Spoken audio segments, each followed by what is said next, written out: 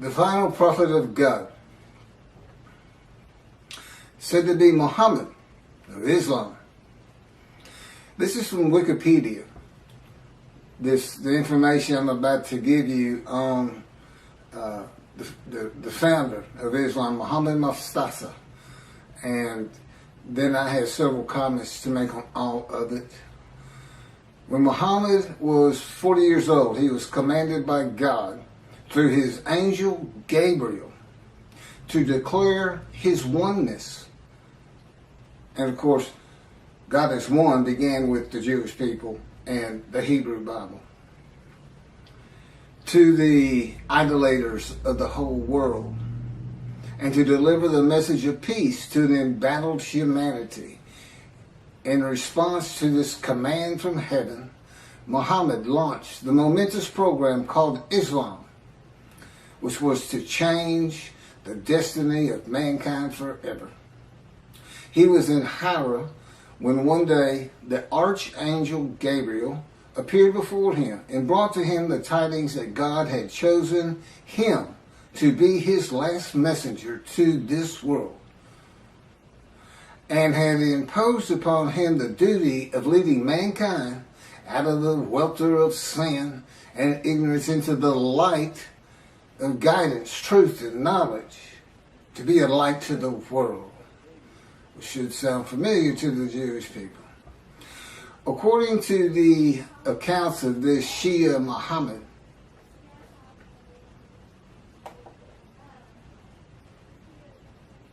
well, I'm working on this. Again, I'm just getting started on all this. And I have a computer in front of me because my cell phone is not responding correctly this morning, and the Lord wants me to get this done.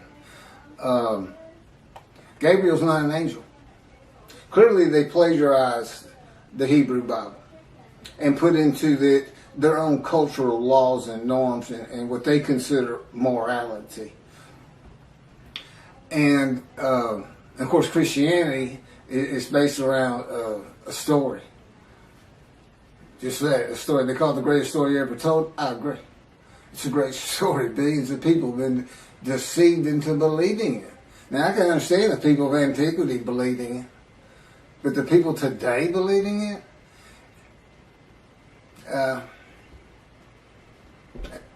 I really don't know what to say about that. I don't know how you can believe God made a human sacrifice to you, and by His blood, by His stripes, we are healed. Again, God made me watch Christian channels, and then there's this one fella, I'll sell you the blessings of David. I said, God, what are the blessings of David? I'm thinking. He said, there are no blessings of David. He's making it up. People believe him. They send their names in with money, and he says their name on the air, and that's what they really want. So, but there is no angel Gabriel. He only appears in the book of Daniel. He only appears in the book of Daniel, who is not a prophet, and it is not a book of the prophets. And he doesn't speak with God. That's what a prophet is. And even Jesus calls him a prophet and quotes him as a prophet, and he's not. It's just story. I mean, come on. A bunch of men standing in a kiln that's burning hotter than the sun, it's just not gonna happen.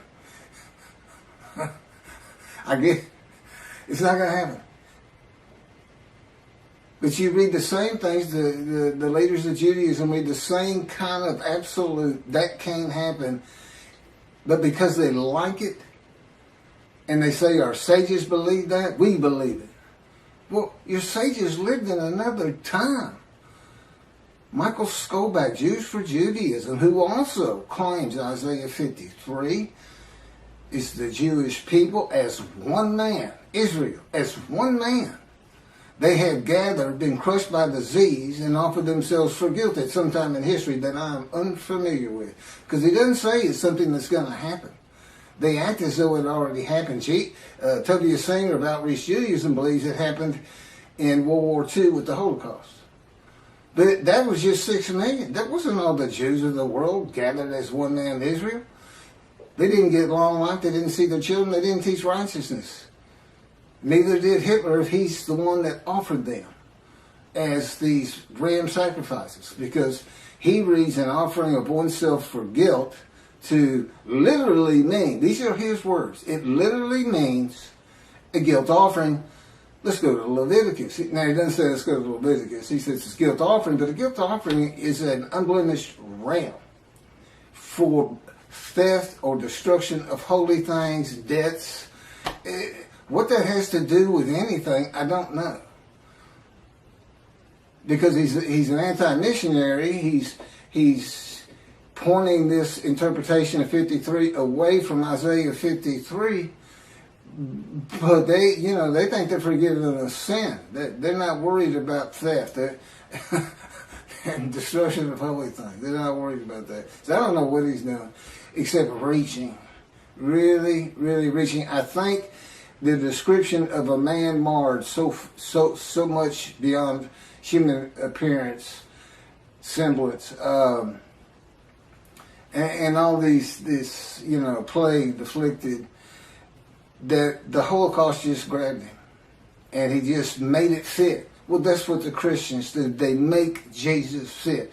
They can argue with me on every single verse, and if you've watched my 6 videos on 53, it took me 6 videos. Some of them were just a half an hour, but there's a lot to it. And I'm the only person who's ever explained it this way. Is anybody who watches it that's familiar with 53 and the commentators on it today. You realize nobody's read it like this, and nobody's ever connected the story of Ezekiel to it.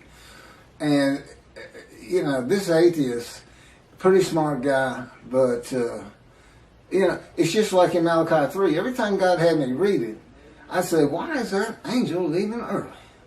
And he wouldn't tell me. I didn't know until I typed it. I didn't get it.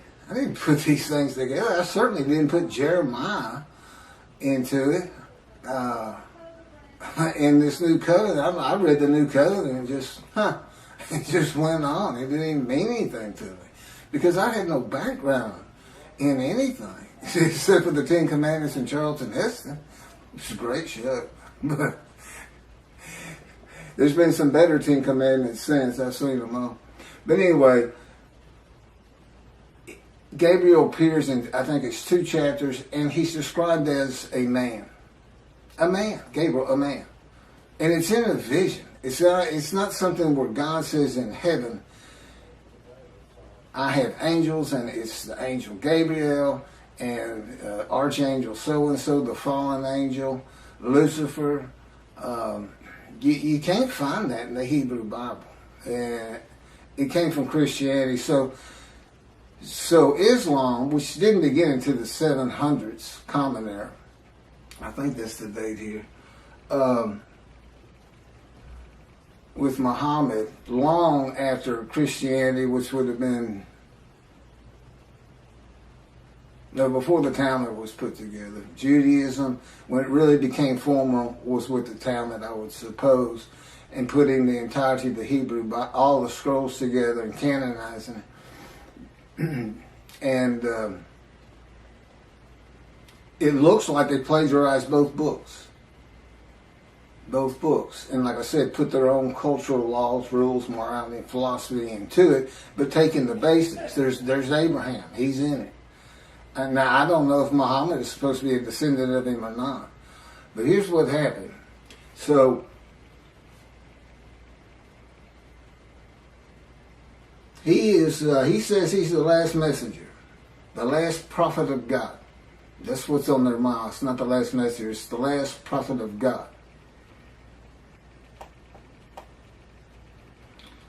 According to the account of Shia Muslims, Muhammad Mustafa, far from being surprised or frightened by the appearance of Gabriel, welcomed him as if he had been expecting him.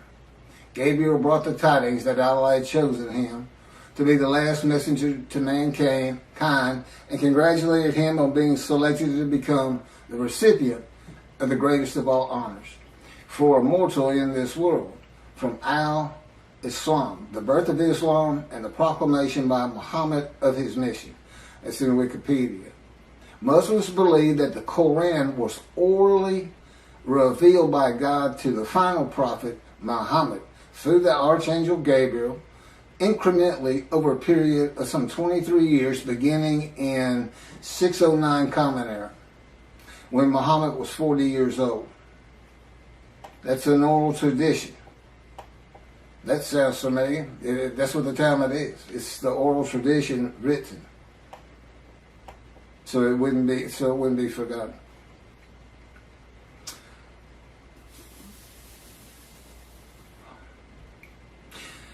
The year, and then he died in 632 Common Era. Muslims regard the Quran as Muhammad's most important miracle. He worked miracles like Jesus did. You know, he could bring tidal waves with fish to feed the multitudes. And Jesus fed 5,000 with 2 loaves and 5 fish, or 2 fish and 5 loaves, something like that. Fed 5,000 people. And a proof, his book, the Quran, a proof that he was a prophet, that God spoke to him through Gabriel, the angel. And this Quran was the culmination of a series of divine messages, starting with those revealed in Adam and Eve, and ending with Muhammad. According to tradition, several of Muhammad's companions served as scribes and recorded the revelations. Shortly after his death, the Quran was compiled by the companions who had written down or memorized parts of it. That's from Quran in Wikipedia.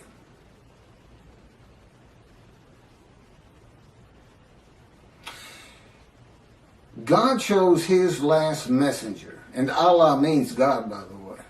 It's just not the God of the Hebrew Bible and the God of the Jews. God chose the last prophet, the last messenger, long before the time of Muhammad, when Malachi wrote Malachi. The messenger is Elijah for a time to come. And the time still had not come. The land did lay desolate, but they had not returned. It did not bloom again until 1948. And even then it was a desolation. It took many years to get it going and renew all the old cities like Jaffa and Haifa and Tel Aviv. And of course rebuild Jerusalem. You know, it's a metropolitan area now. Elijah, which of course is me. Now, how do you think Islam's going to react to me?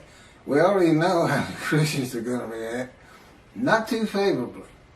Not too favorably. So this, you know, David is here because I'm David.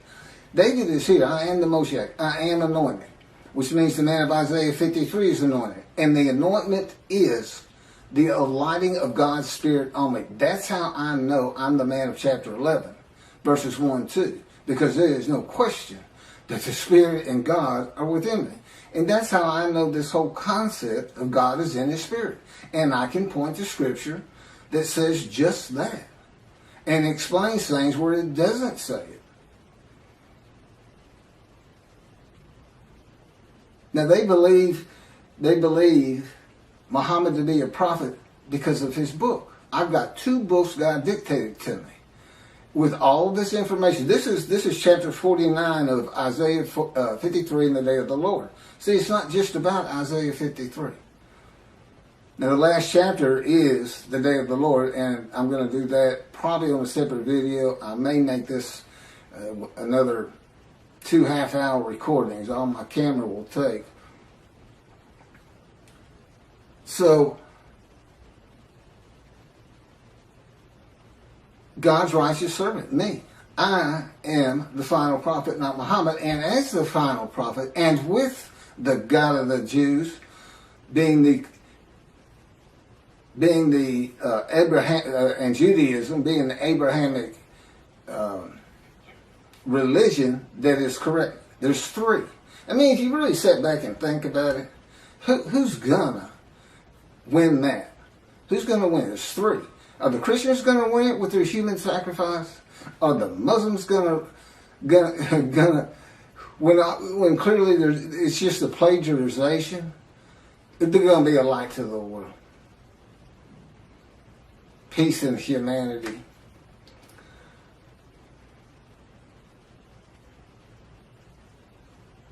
And they got there by stealing somebody else's book. They took the book of the children of God also. The Christians attached it. At least they didn't attach it to the Koran. You know, I mean, that's a plus in their favor, I suppose. I'm going to go ahead and start into chapter 50. I didn't know all that. I didn't know that they were using an angel that doesn't exist. And he doesn't.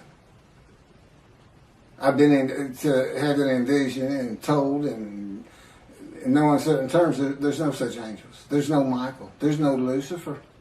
There's no fallen angel.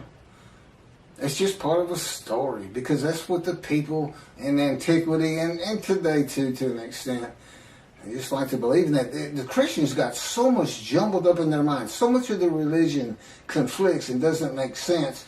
And they've got entire armies of demonic forces that are at war with God and this and that. I promise you. I know his power like the back of my hand. And there's no contending with him. Whatever he thinks is. He just wills it. Gone. You know. He can take this world and turn it into a pea. The size of a pea just by thinking it. He set off the Big Bang. That's how Genesis starts out. He divides light from dark and this and that. Yeah. We're the dark. And the division is the platform of heaven. And we know we're in the dark because he had to put suns in there for us. So it's kind of a blend. You have to look. The universe, his universe, the unseen realm, and then the real. The universe of real, which is like, objects, solid things, stuff you can see, came with the Big Bang. And it's all within his original unseen realm. So we're a universe in a universe. It's not parallel universes, just one inside another. Totally different from each other. Science, totally different. We can never see the unseen realm except what he would place in our minds. I mean, he can place an angel Gabriel in my mind if he wanted to and have me believe it, and I would. But he doesn't. He's very real and matter of fact. And the fact that at this time, people are still believing the things of the people of antiquity who they didn't know anything. They didn't know anything, and they couldn't go there and say, "Well, I'm gonna check that out. I don't know about that." They couldn't. There's no bookstores, no schools, no teachers. About all you could learn from the wise men was the Hebrew Bible for the Jews, and they spent their life in that book. Well, I haven't. I read it started reading it when I was 50, and it's only because God was teaching me that I have the knowledge that I do have. It's just not possible that any man could do that, and I know I could. So, anyway, the day of the Lord. Now, this is interesting because I had kind of forgotten this entire chapter. The term day of the Lord appears in the books of Isaiah, Ezekiel, Zechariah, Amos, Obadiah, Zephaniah, and finally, in the last book of the prophets, Malachi. In Ezekiel and Zechariah, the day of the Lord is said to be only against the nations, and in Obadiah against Edom and Esau, Christianity, and the nations. If you see Edom and Esau, it's Christianity. That's just Judaism. If you're going to take their book, take all of it. Take the oral tradition with it, Christians. They go together. The prophets warn that the day of the Lord is near, but it is not the end of the world. Now, this is true of the Essenes too. The sect of Jews who wrote the Dead Sea Scrolls.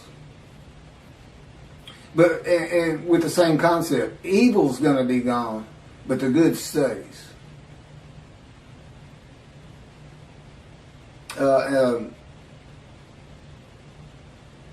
destiny of the world will be changed. God returns to the earth to dwell among his people in his sanctuary, which he's doing, on his holy Mount Zion in Jerusalem, and the world will know that he sanctifies Israel. Lo, the day of the Lord is coming with pitiless fury and wrath, to make the earth a desolation, to wipe out the sinners upon it. Isaiah 13 and 9. You say, well, see, that's not, you haven't been talking about that day of the Lord. Yes, I have. God's final word on it. Because that's not going to happen. That, again, that's just fun to read. It scares people. And, whoa, war's coming kind of a thing. For a day is near, a day of the Lord is near. It will be a day of cloud, an hour of invading nations. A sword shall pierce Egypt, and Nubia shall be seized with trembling. When men fall slain in Egypt, and her wealth is seized, and her foundations are overthrown. Nubia, Put, and Lud. These are names for for territories that are pre-biblical for the most. They're pre-Abraham. The Hebrew. And all the mixed populations in Cub and the inhabitants of the allied country shall fall by the sword with them. Ezekiel. Ezekiel has an account of all the tribes returning to the promised land, and they all go individually back to the lots of their ancestry. Do you know how many? It is impossible to determine that. Rambam says, I can do it. I can tell him, no, can you? He says, I do it by a spirit, and has no concept whatsoever that God is in his spirit. That the spirit that alights upon me is one of being able to determine your ancestry all the way back to the partitioning of the promised land, and to the tribe you should belong to, that you have the most blood of. Okay. Sounds great, Ezekiel. I'm sure people will love it, but not going to happen. Not going to happen today. That's for sure. Yeah, David's here. The peace in the world. I'm here. It's just about undeniable. This is like 100 times more proof than Moses had. Nobody even knew he was writing the Torah. I'm sure nobody knew. And if they did know, they didn't care. And the fact that God was telling them, they may have believed, they may not have. Many of them would ask him, how do we know you're talking to God? Today he'd say, well, read this. It's called Leviticus. You think I woke up and wrote God's laws without him telling me what to do? Because I thought that's what he was telling me? That's the Christians. I'm getting the word from the word. For some reason, they call Jesus the word before he came into body. So they get a word from the word. The word, I think, means God. I'm not sure. But everyone who invokes the name of the Lord shall escape, for there shall be a remnant on Mount Zion and in Jerusalem, as the Lord promised. Anyone who invokes the Lord will be among the survivors. That's from Job. For I have noted how many of your crimes and how countless your sins, you enemies of the righteous, you takers of bribes, you who subvert in the gate the cause of the needy. Surely, at such a time, the prudent man keeps silent, for it is an evil time. Seek good and not evil, that you may live, and that the Lord, the God of hosts, may truly be with you, as you think, hate evil.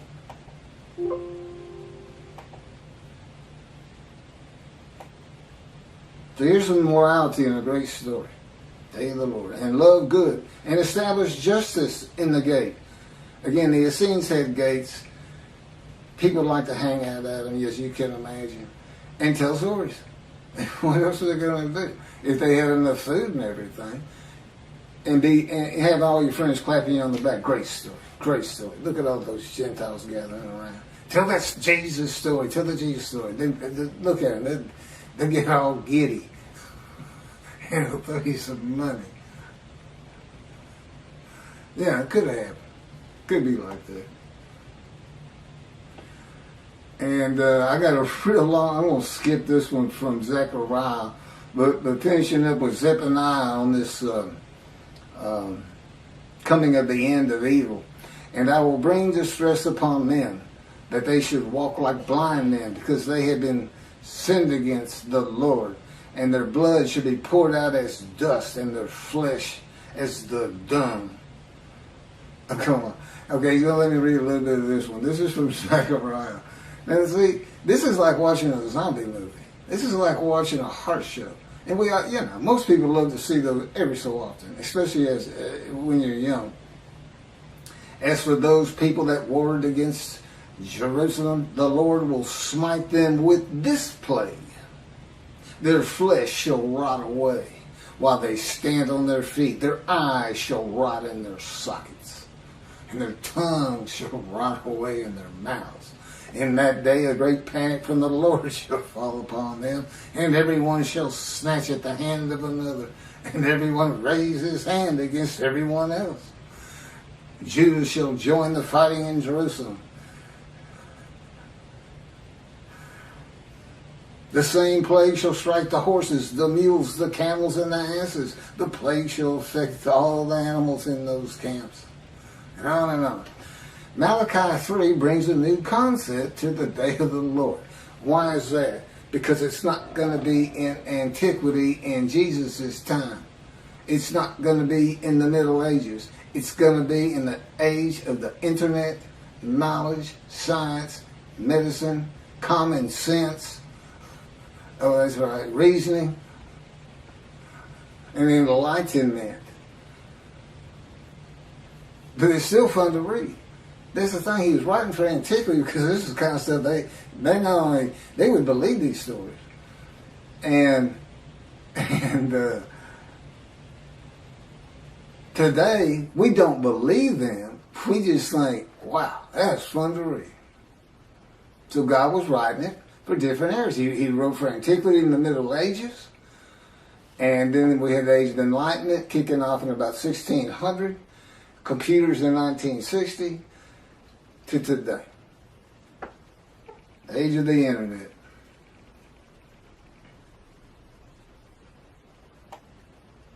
So what new concept in the day of the Lord does Malachi bring?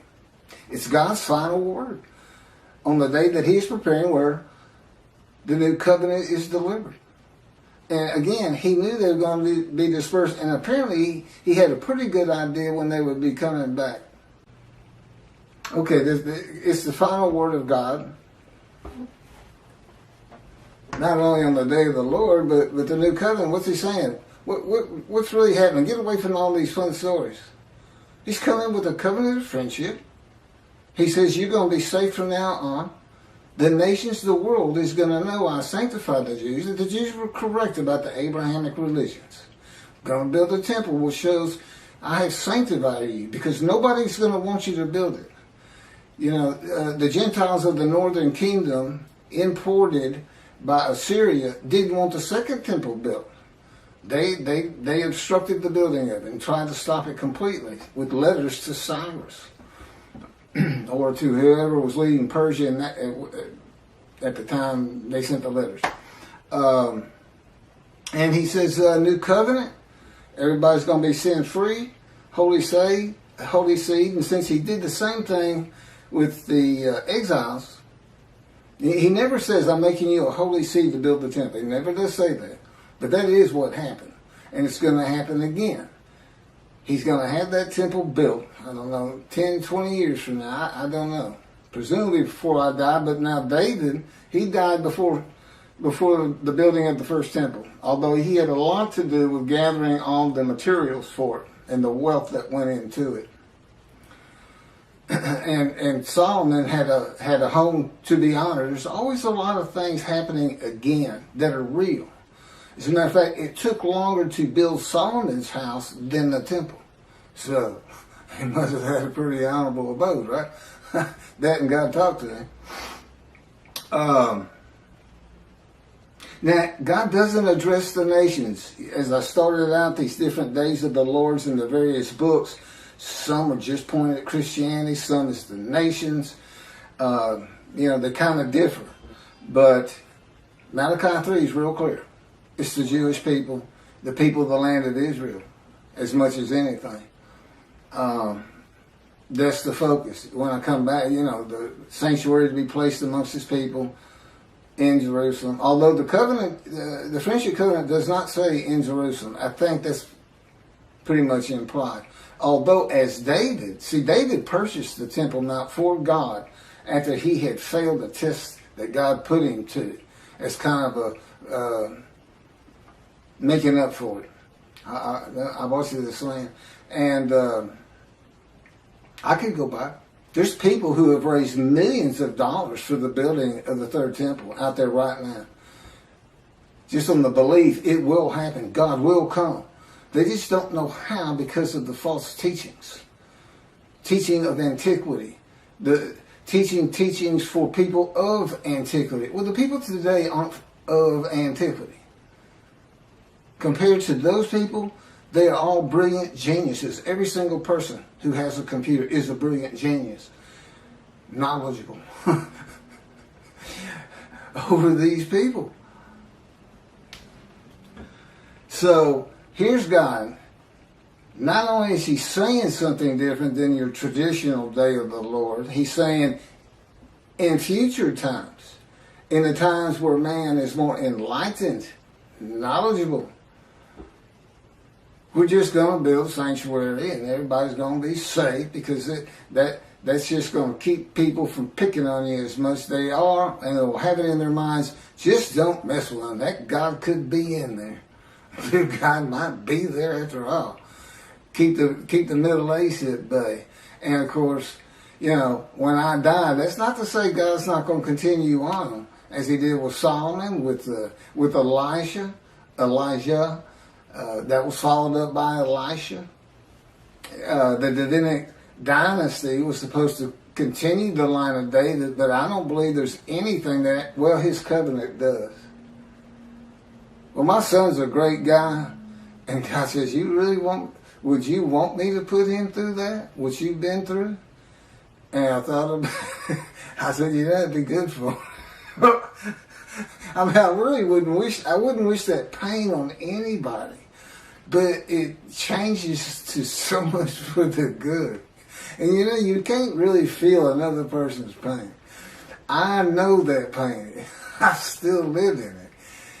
You can't imagine what happened to me just 2 months ago. Oh, I can't. I'm not allowed to tell you, and I wouldn't tell you. But it was brutal. It went from, I have my top 5 things that he's done to me, and it moved up to, it went by everybody to number 1. It made number 1. I hope that's the culmination of those events. So anyway, lasted about 3 months. So back to this. So it doesn't address the nations, but only Israel and its people, which is all Jews of the world. Everybody in the world is forgiven. Doesn't mean you go to heaven. Got to be in right standing. And hopefully this is going to be, there's all the Jews aren't coming back to the promised land, to Israel. But I think my presence, and particularly if you build the temple, and then consider this. The nation, if you think the Christians are friendly to you today, you're not going to be saying that 2 or 3 years from now. Not when you can put in their face, we told you we were right. Because that's what they're always telling you. You don't even know how to read your own Bible. That's Jesus. That 53 is Jesus. And you've got all the arguments that I'm putting before you. By the way, this Isaiah 53 in the day of the Lord, every single one of the 50 chapters is summarized in a paragraph. A few of them 2 paragraphs. as an addendum. If nothing else, you stop it. It's like 6 pages. I don't know how many pages. It might be more than that. Okay, it might be a lot more than that. But anyway, if you're in a bookstore, just flip to the back, read the addendum, and just see all the different things that are addressed that really are Isaiah 53. The first 20 chapters are kind of like, you need to have this knowledge. You need to know about angels and God and his angel. And a lot of I've kind of broached, but moving on. God says, of course, you've heard this, behold, I'm sending my messengers to clear the way before me, to build the temple, and the Lord whom you seek shall come to his temple suddenly. The messenger is Elijah in verse 23. As for the angel of the covenant that you desire, he's already coming. I've talked about that. The angel of his presence brings the new covenant, Jeremiah 31. All Jews are forgiven of their sins and iniquities. And it's going to be when I get my books published. That's when it becomes official from God's line. And even then, it has to be people who find out about it. Once you find out, whether you believe it or not, but when you start hearing you're sin-free, that's when you need to avoid the evil inclination and really, really stress your Judaism and learning your Torah, which is the effect God expects, Torah on your hearts. And heed God, revere, and esteem his name. Because you don't want to miss what he's preparing. You don't want to miss it. You don't want to miss watching the evolution of the Jewish people from Abraham. He's going to pick, the guy's name will probably be, Poindexter or something. Who knows? He's so funny. But I'm sure, okay, it'll be serious, God says. He says, I let Keith cut up a lot, and he's a human being. It's good for him, and I play along some. But he'll tell you, it's not nearly enough, or it's too long, or it's not long enough. God recognizes that the forgiveness and equities and sin of Jewish people will not cause all to heed him. And in Malachi, he says, I know there are those that don't. Those that do, I'm putting in a scroll of remembrance. In Christianity, believing in Jesus and accepting him as his one Lord and Savior brings sin forgiveness and entry to heaven when he returns. I've covered that. Even if you've committed murder and other crimes against humanity and God, and that's just not true with the God of Israel. He's not going to have bad people up there. But that doesn't mean you don't want to practice Judaism. Because I know the Jewish people like to focus on life today. The heaven that the Christians dream of and think of is not first and foremost for the Jew. It's being a light. It's living life as well as it can with all these instructions God gave us on how to do it. And so this is bonus time, and God knew that. You just have to understand, he's able to play these things out in his mind as though he sees the world, the evolution of generations and cities being built and things being invented and knowledge and universities coming in. And he can just watch it all happen, and he can see what's going to happen to the Jews. He knows they're going to get destroyed in Europe. And he'll tell you, okay, I'm not supposed to go into that. Maybe someday. But moving forward here, I just keep that in mind. He knows it's going to be a modern time. And here I am, and listen to what he's having me tell the rabbis. And you know what? You know what the effect of that is? It's not a metaphor like Torah on your heart. But, he says he forgives sin, that makes everybody learn Torah. It's really two separate different things. But, so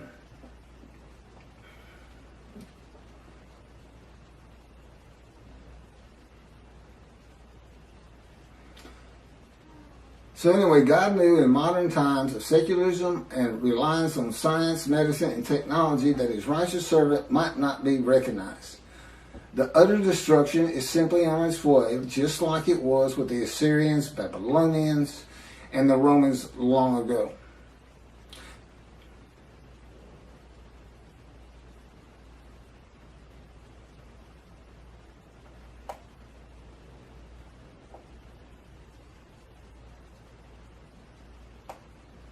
There's no mention in Malachi 3 of the destruction of the nations, as it is in some of the books and chapters and verses that I just read at the beginning of this video, or at least on the day of the Lord. It is implied there will be destruction in the land of Israel, because God says, if He doesn't do it, when I come, it will be with utter destruction, as though there's going to be some, and there would be, to take the Temple Mount. It would have to be something like the 6-day war. I don't think Israel would ever just storm it and say, well, that's it, we're just tired of you. You gotta go. And unless there's some heinous act done, like a nuclear suitcase bomb, where they finally say, that's it. Only Jews in this land, and we don't care what it takes. That's what they did to us. They just threw us out. Took everything we owned, took our bank accounts, took our houses, took everything, just said go. We had to walk to the promised land.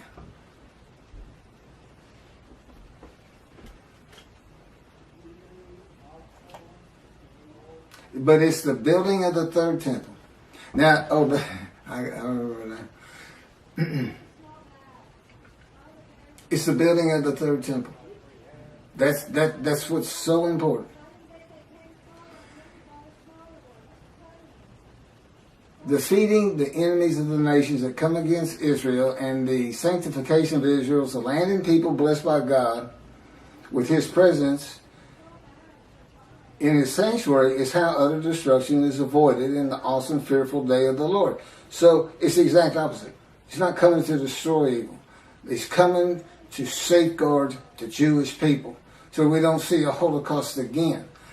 Basically, that's what He's telling you. If the land were destroyed today by nuclear bombs from Iran, 10,000 missiles launched at the same time from Lebanon, I don't care, the sling of David, the protective system to bring down rockets is never going to be able to stop that. And you got 7 million Jews there. And we lost 6 million in the Holocaust. And that's such a brutal thing and brutal time.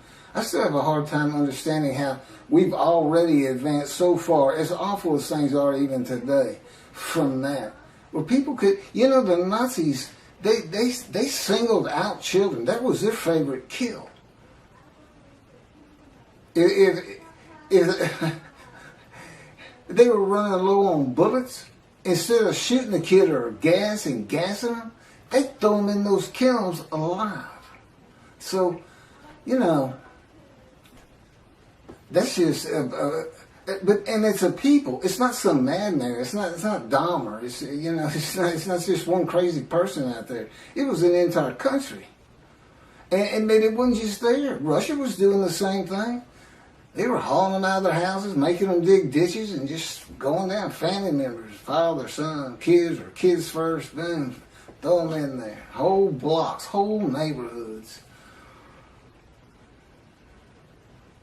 I don't want some of the visions He's given me to make me really feel and understand what would it be like for the Gestapo just to break down your door, and you're sitting with your family at dinner and you have no clue who they even are, and all of a sudden everybody's being murdered, and your girl's raped first, and your wife. I mean, and He put me into it's, we can think about it and be horrified. But He can make it so real, it's as though you're there, but it's still different once you come out of the vision. It's a lot different. One, you're not scarred by it. But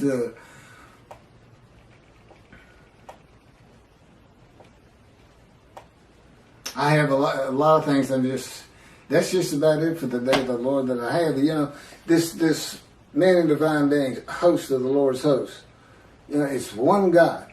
It's the oneness of God. Of Israel, one angel, and it's the angel of His presence, who doesn't have an angelic body. And he's in and one man, the Moshiach, the anointed one. And the anointment is the spirit of lighting and entering you.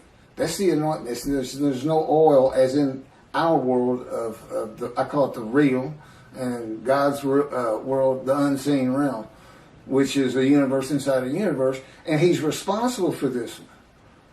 You know, he made a division of the heavenly bright white light you can't even see in it. That he kind of shows me in visions when we're dealing with David in the temple. It's not the same temple that's on the ground here. It's different, but still the temple, still got the walls. There's a lot of similarities, but in one vast room, it's that bright white light, and in the other is the king's throne and water coming out and flowing down the steps out front. And till here he is in a future time. See, a time is coming in the future, in the year. He didn't say in the year 2020 or anything like that. But again, he knew exactly what was going to be. He knew to come to me in 1957 or select me when the first satellite was launched into the air by Russia, Sputnik. And he said that's when he touched my arm and disfigured me. He really won't. You know, you say, well, how can you not trust him or not believe him or this or that? Because I'm in the fire of refinement. Lying to me is just part of it. And he finds it so humorous to make me think I'm coming out of this thing. And I thought it 11 years ago. I thought we were done with all the pain and shenanigans and adventures with Christianity. So Christianity knows you're here. I said, they know who's here.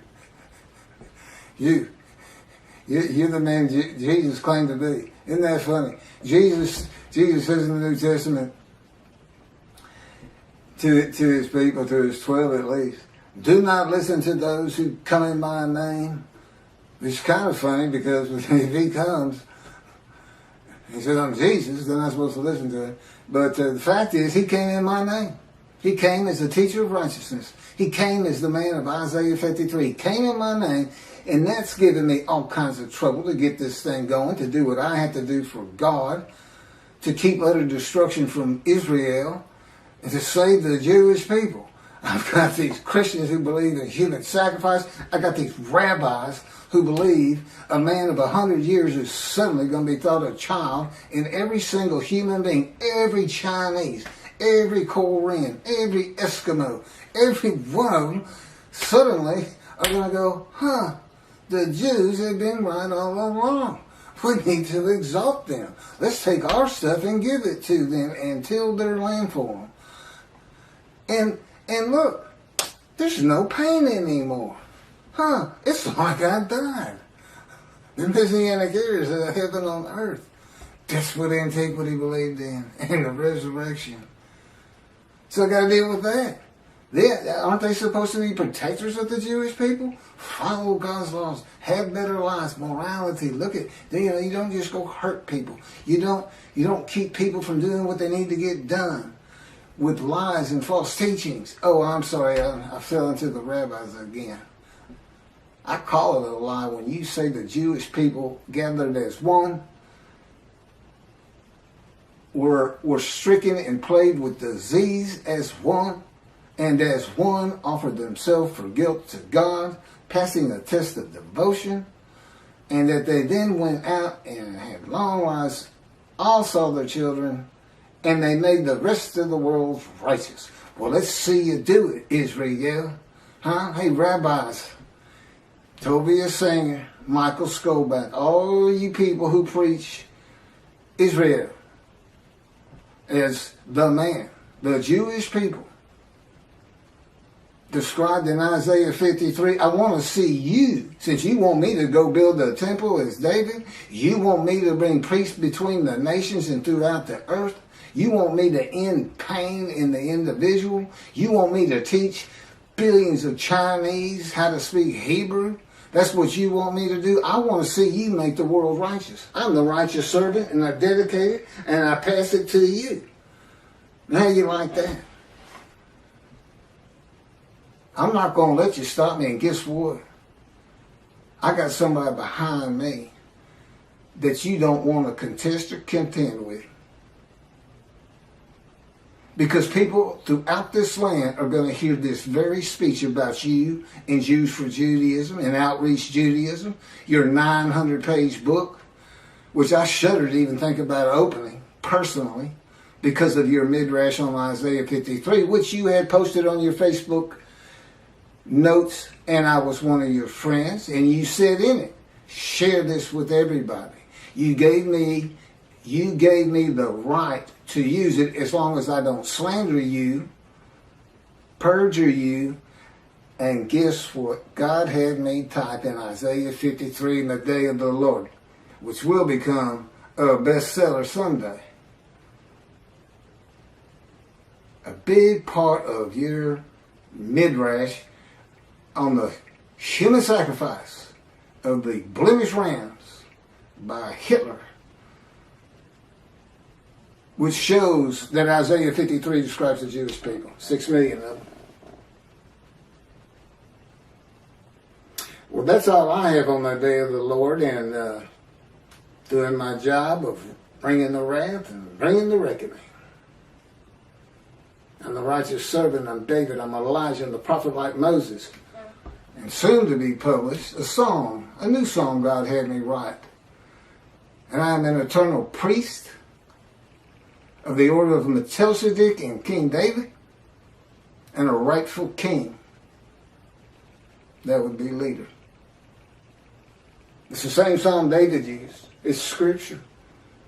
When David wrote it, God told him, David, write this down, a Psalm of David. My Lord said to his Lord.